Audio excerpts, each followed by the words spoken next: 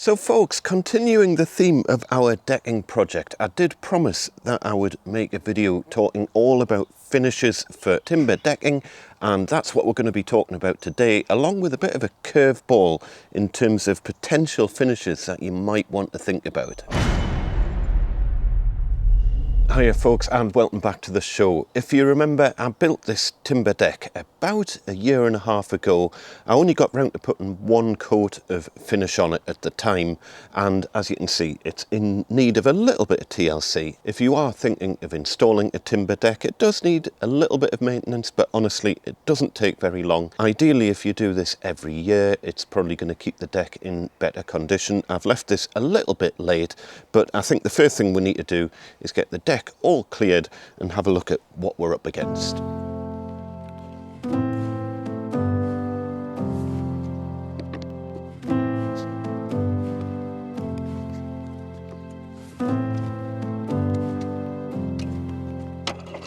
So first thing, we're just going to give it a quick blow down, get rid of any old leaves, any detritus that's kind of accumulated, and then we'll put a bit of treatment on.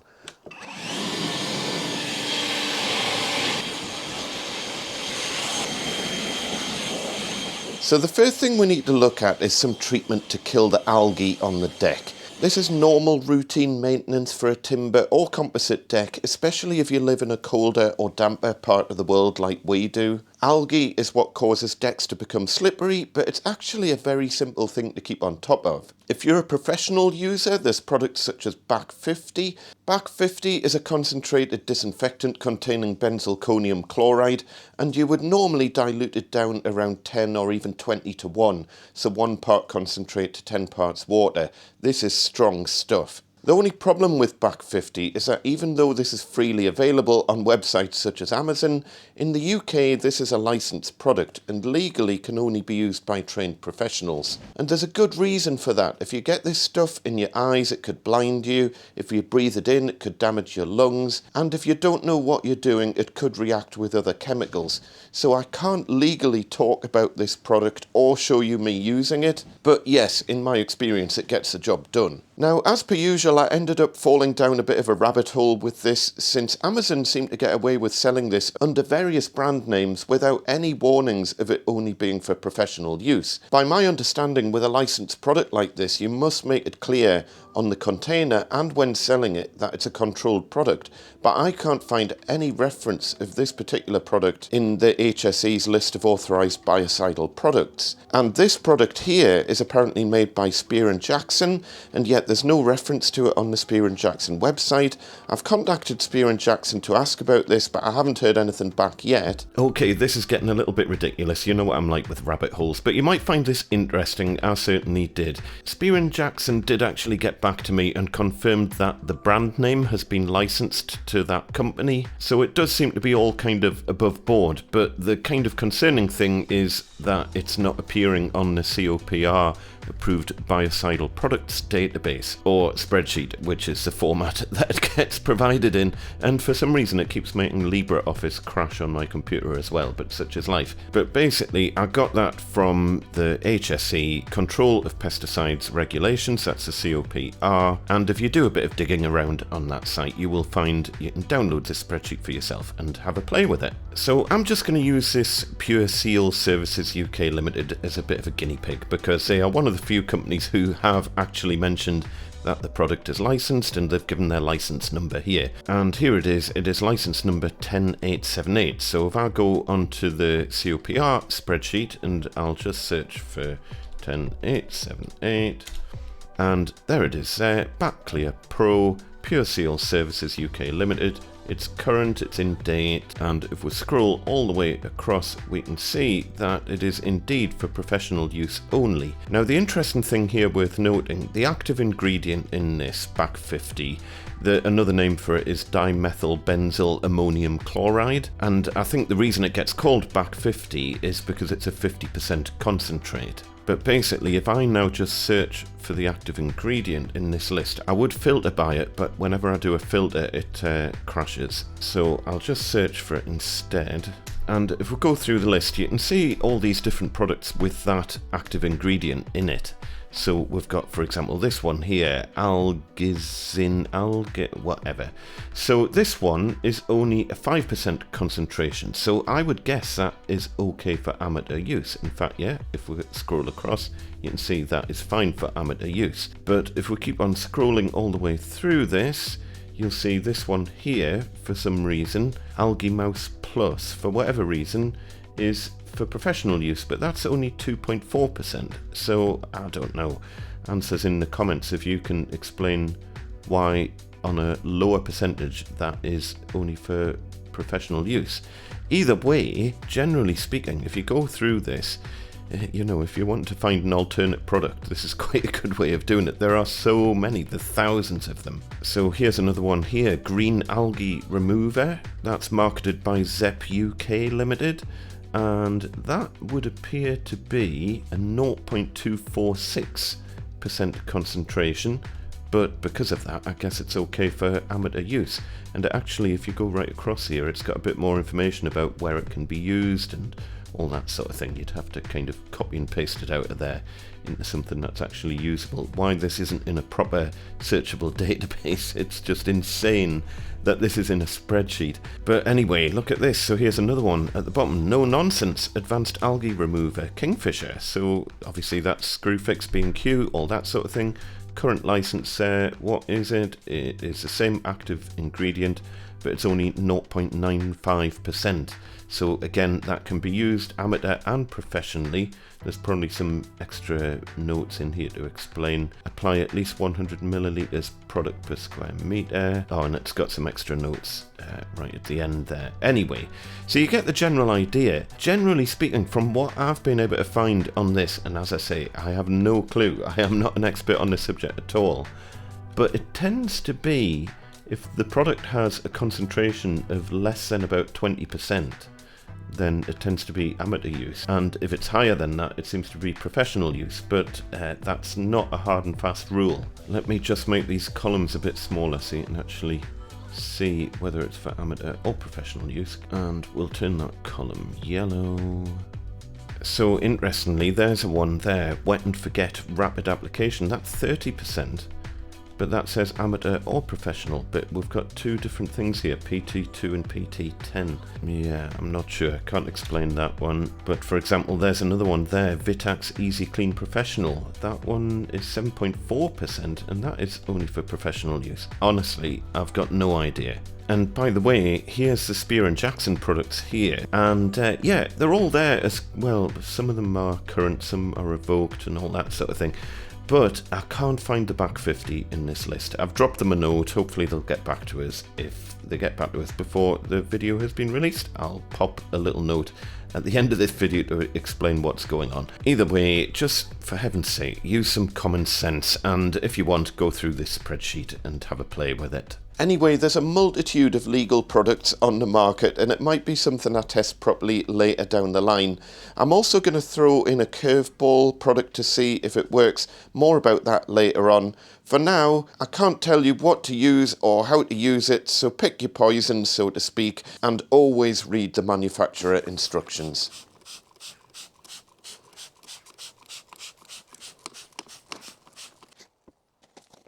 And then over on this side, I promised you I would do a bit of a test on a curveball product. So on this outer board here, just on this one, I am going to try just some bog standard Common or Garden Asda mould and mildew remover, and we'll see how that goes.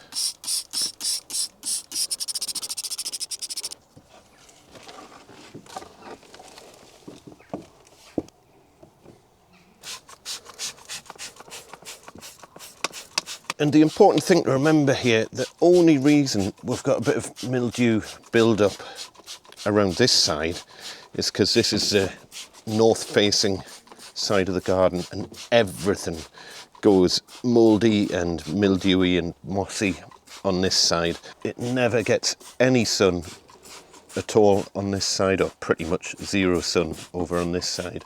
And even if this was composite decking, you would still have to deal with this problem. And now I'm just going to leave that to do its thing for as long as possible. Probably a good couple of days at least. Obviously it depends on weather and things like that. Hopefully we're not going to get too much rain imminently because we don't want it getting too diluted. At the same time, we also don't want it to be scorching sunshine because it'll evaporate a little bit too quickly. So yeah, I think we should be fine. I'm doing this in kind of October time, probably a little bit late, but I've just needed a few days of clear, dry weather to get this done. So we should be able to get it all tidied up and ready for winter.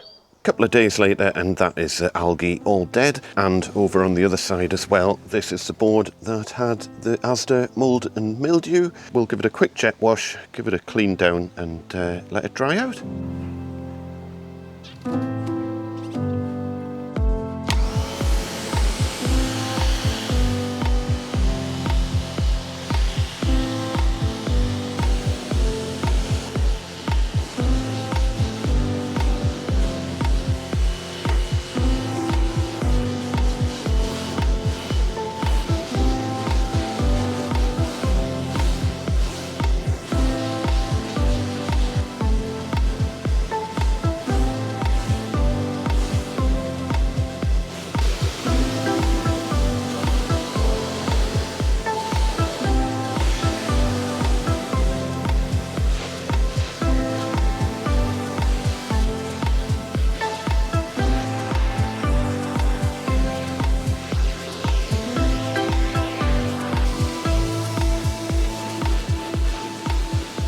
There we go, that is pretty immaculate now, so we'll just let it dry out. I'm keeping an eye on what the weather's going to be like over the next few days. I'm hoping it'll dry out before the rain starts, but you know, this is Britain, so we might not be quite that lucky.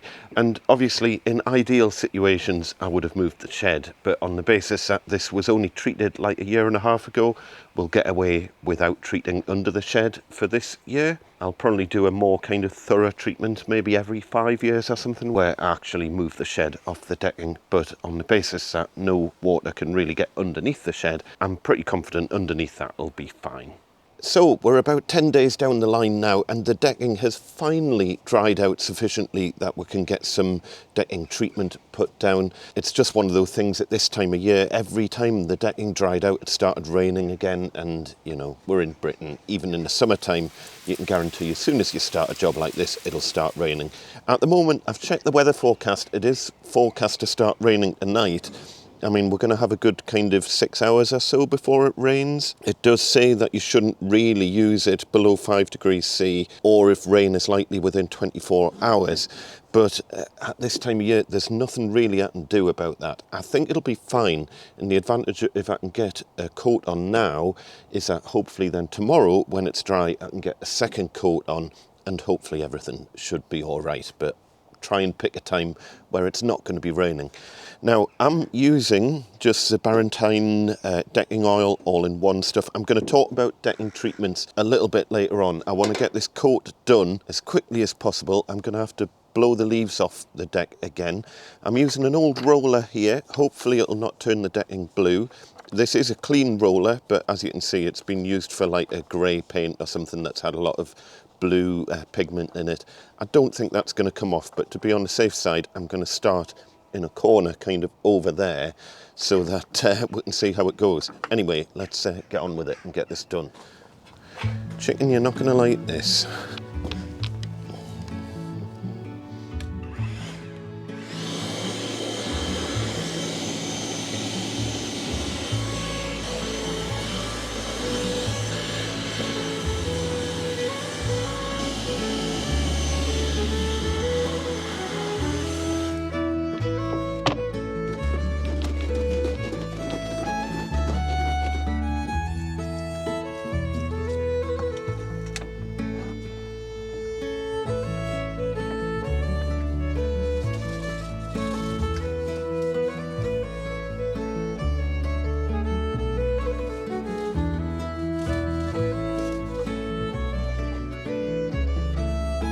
So it's worth mentioning I'm using a clear penetrating oil here to bring out the natural colour of the wood.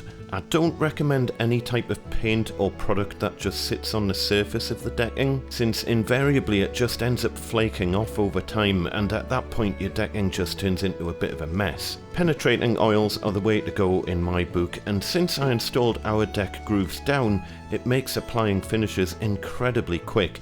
This coat took less than 10 minutes to apply.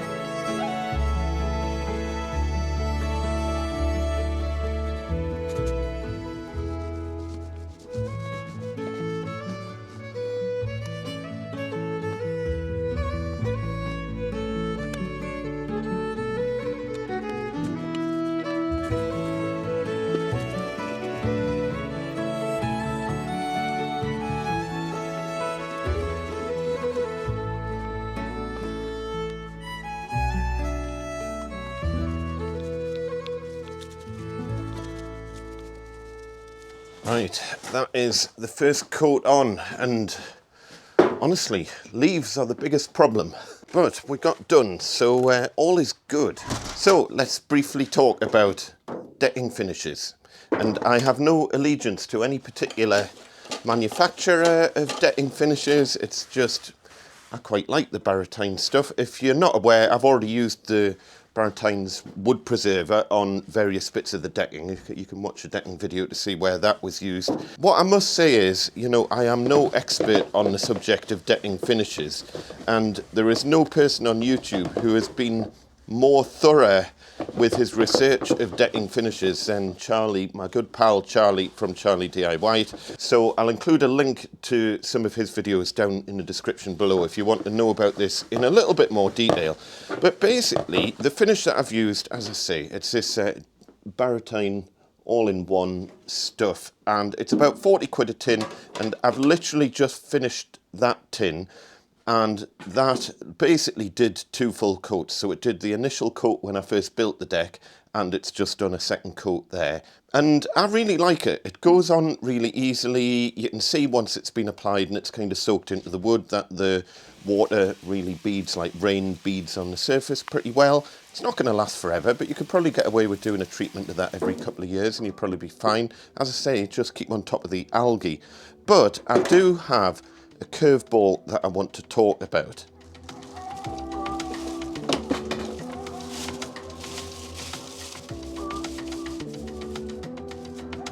My poor workshop is in such a state.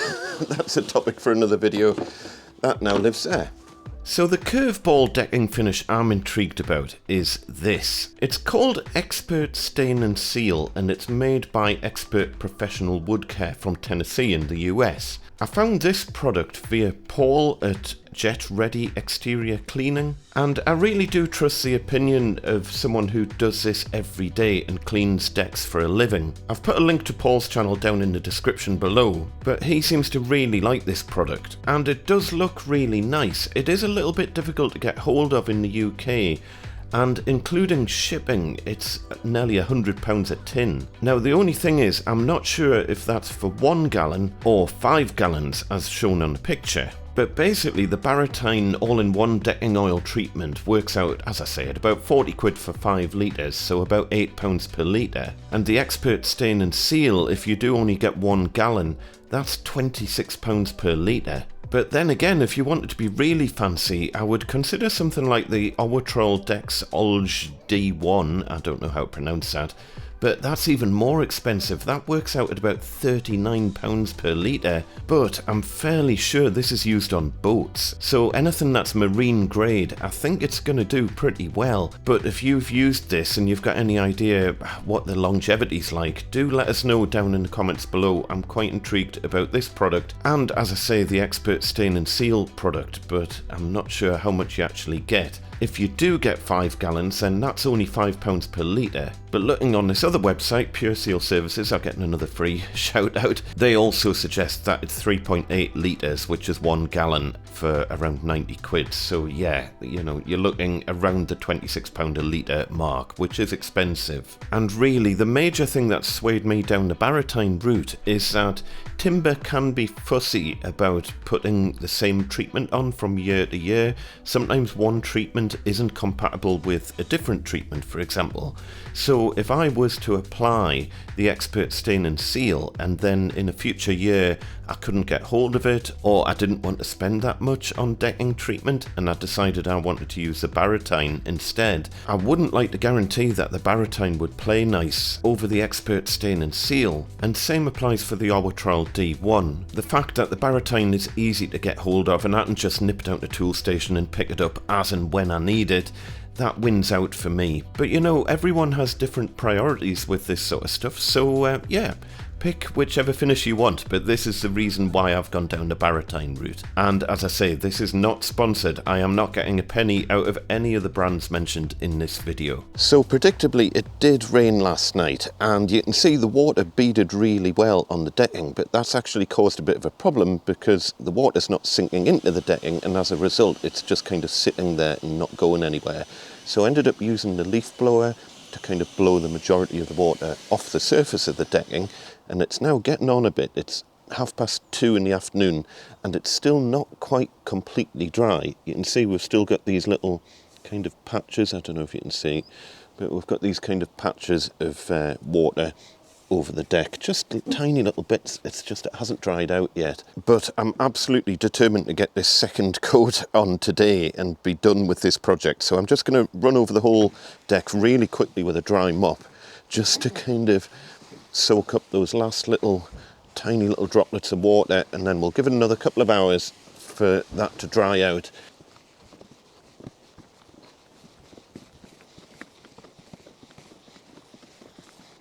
Needless to say, there's even more leaves on the decking again. As I say, it's not the ideal time to be doing a job like this, but I'm determined. We are going to get done today. And man, you couldn't make this up. I've literally just dried the deck and the heavens have opened. It's absolutely chucking it down. So yeah, this is a write-off. Again, you know what it is? I might have to call this a day on this video, because I don't know if it's going to be dry enough at any point this year to get another coat on. Oh man, I'm gutted. Impressive rainbow though. So yeah, it's not often I let the British weather get the better of us, but it's beat us on this occasion. And yeah, at some point I will get that second coat on. It's not really going to look any different. It doesn't even really need the second coat, but I think it would do it good. But that's now going to take a couple more days to dry out. And I think, you know, you get the general idea of what I've had to do here for some very basic deck restoration. Keep on top of the algae. There's a million products out there that you can use to kill the algae. It's the algae that makes the deck slippery. And generally speaking, if you keep on top of it, you just basically apply it, leave it, and it just disappears by itself. You don't even really need to use a pressure washer, because rain will wash the algae remover off, and then once it's all gone, you can apply your deck treatment afterwards once things have dried out. Quick update as well, I didn't hear anything back from the company who makes that back 50 for Spear & Jackson. I also didn't hear anything back from the company who sells the Expert Stain and Seal finish, so I've no idea if it's a 1 gallon or a 5 gallon. As I say, I'm pretty sure it's just a 1 gallon, and for me that just makes it prohibitively expensive if it's not easy to get hold of. I would probably consider it if I could nip down to my local kind of DIY store and pick it up, but I'm not taking the gamble if it's only mail order and then I can't get hold of it again in the future. And as I say, I don't know how other deck treatments are gonna react to being painted over the top of that one. So yeah, for me it's just a bit too much of a gamble, but it does potentially look like quite a good product. As I say, if you've got experience of it, do post down in the comments below. As per usual, thanks to all of our amazing members supporting the channel over on the member zone. You are literally keeping the lights on this channel. You would not believe how long this video took to make. Gold memberships are back open as well if you want to get your name in the end credits of the video. It's only going to be open temporarily and then I'll be closing that again because otherwise the list gets kind of crazily long. And I've still got 8-meter tape measures. This is a very dusty one. 8-meter Gosforth Handyman tape measures are still on special on the Gosforth Handyman shop. Once they're gone, they're gone. So pick up a bargain if you want one of the 8-meter ones at a special price.